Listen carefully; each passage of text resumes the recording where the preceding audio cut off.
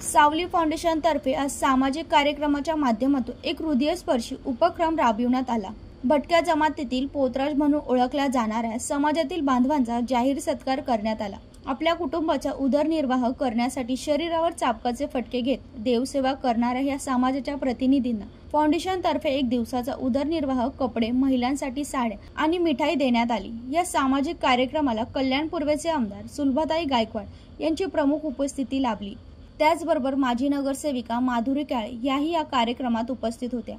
कार्यक्रमाचे अध्यक्ष जयवंत जाधव यांच्या मार्गदर्शनाखाली हा उपक्रम पार पडला।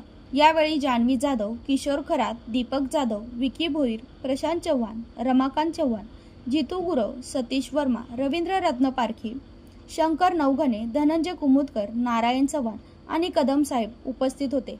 तसेच महेंद्र अटमे, यादव जयश्री शिलवंत, धनंजय क्षीरसागर, सुनील खेडेकर, नागेश शिर्के आणि विशाल बिरजे या सर्व दानशूर व्यक्तींनी या उपक्रमात मोलाचे योगदान दिले। फाउंडेशन सारख्या संस्था असतात हे त्यांना नेहमी मदत कार्य करण्यासाठी असतात।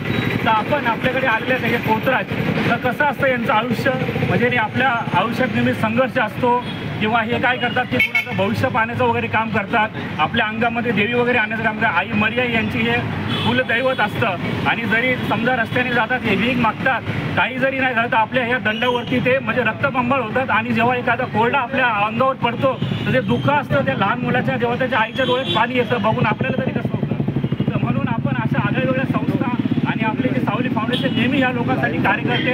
आज सुद्धा ते आलेले आहेत, म्हणजे आज पूर्ण दिवसाचं त्यांना माहिती पडलं की कुठली संस्था आहे जी आपली दखल घेते।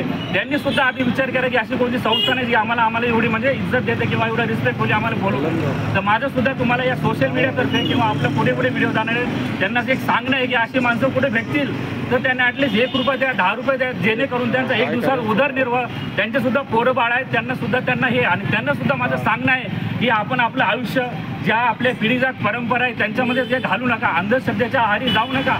आपले जे मुलं आहेत त्यांना तुम्ही शिकवा, मोठं करा, कारण जेणेकरून आपल्यासारखं आयुष्य त्यांचं झालं नाही पाहिजे। ब्युरो रिपोर्ट, जनशक्ती, कल्याण।